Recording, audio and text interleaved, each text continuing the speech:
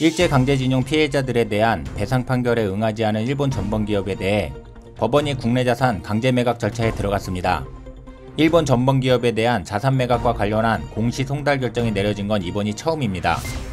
이제껏 일본 눈치만 보고 실행하지 못했던 일이 드디어 시작된 것입니다. 지난 2018년 10월 30일 대법원은 일본 기업이 일제강제징용 피해자들에게 1인당 1억 원씩의 위자료를 배상해야 한다고 판결했습니다. 이때 소송을 당한 일본 기업은 신일철주금, 현재 이름은 일본제철입니다. 다른 전범기업도 많지만 소송을 낸 분들이 강제징용된 기업이 일본제철이기 때문에 배상 판결은 일본제철에게만 내려졌습니다. 이것은 1997년 일본에서 첫 소송이 시작된 지 약 35년간 이어진 길고 긴 싸움 끝에 얻어낸 승소 판결이었습니다.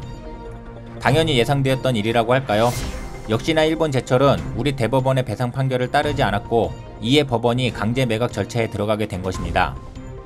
4일 법원에 따르면 대구지법 포항지원은 지난 1일 일본제철에 대해 채권 압류 명령 결정 정본, 국내 송달 장소 영수인 신고 명령 등을 해당 법원에서 보관 중이니 수령해 가라는 공시 송달 결정을 내렸다고 합니다. 쉽게 설명하자면 판결에 관련된 법적 서류를 수령을 거부하거나 받는 사람이 없을 때 법원이 보관하고 있다가 일본제철이 찾으러 오면 전달해 준다는 것입니다. 보관기간은 8월 4일 오전 0시까지이며 이 기간이 지나면 서류가 전달된 것으로 간주돼 압류돼 있는 일본제철의 국내 자산에 현금화 명령을 내릴 수가 있게 됩니다. 일본제철이 배상을 하기까지 주어진 시간이 2개월 후인 8월 4일까지이며 이 기간 동안 배상하지 않으면 바로 매각 조치에 들어가게 되는 것입니다. 이에 앞서서도 대구지방법원은 일본제철에 60일 이내 서면 의견서를 제출하라는 신문서를 일본 외무성을 통해 보냈지만 일본 외무성은 지난해 2월 전달 요청서를 받고도 일본제철에 전달하지 않았고 그해 7월 말 아무런 반송 사유 기재 없이 이를 반송했습니다. 우리 대법원은 서류를 재송달했으나 일본 외무성은 송달 진행도 서류 반송도 하지 않고 있는 상태입니다. 이 상태가 지속되고 시간이 흐른다면 진짜 싸움의 시작은 8월 4일이 될 것으로 보입니다. 현재까지 우리나라의 그 어느 정부도 이처럼 강하게 일본을 밀어붙인 적이 없기 때문에 8월의 매각 절차는 반드시 이루어질 듯 보입니다. 일본 기업의 국내 자산 매각 절차가 본격화된다면 일본의 강력 반발이 예상됩니다.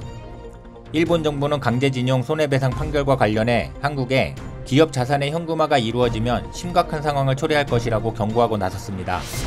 아베 총리도 일본 기업의 정당한 경제활동을 보호하기 위해 여러 조치를 검토해 왔다고 밝혀 이미 한국에 대한 보복 조치를 마련한 듯 보입니다. 앞서 산케이 신문은 일본 정부가 두 자릿수의 보복 조치를 검토하고 있다 이렇게 전하기도 했는데요. 예상되는 보복 조치로는 국제사법재판소 제소와 배상 청구, 일본 내 한국 기업의 자산 압류와 한국산 제품에 대한 관세 인상 등이 거론됐습니다. 특히 아소 부총리는 금융제재를 단행하면 경제 규모가 작은 한국이 먼저 피폐해질 것이라며 으름장을 놓기도 했습니다. 한마디로 자국 기업이 입은 경제적 손실에 상응하는 또는 그 이상의 피해를 한국에도 입히겠다는 것입니다. 작년 2019년 7월 일본 아베는 우리나라에 수출 규제를 단행했습니다. 수출 규제의 근본적인 이유는 강제징용 배상 판결에 대한 반발이었으며 경제부양 실패로 무너지는 아베의 지지율을 한국 때리기로 국민의 눈을 돌려 지지율을 끌어올리기 위한 조치였습니다. 실제로 한국 수출 규제로 아베의 지지율은 엄청나게 상승했습니다. 지금 상황도 그때와 전혀 다르지 않습니다. 아베의 지지율은 현재 사상 최저치로 떨어졌고 이런 상황 속에서 다시 불거져 나오는 강제징용 배상 문제는 아베에게는 오히려 희소식이 될 수도 있습니다. 안 그래도 한국을 때리고 싶은데 제대로 된 핑곗거리 하나가 생긴 것이죠. 아베는 반드시 한국을 공격해 올 것입니다.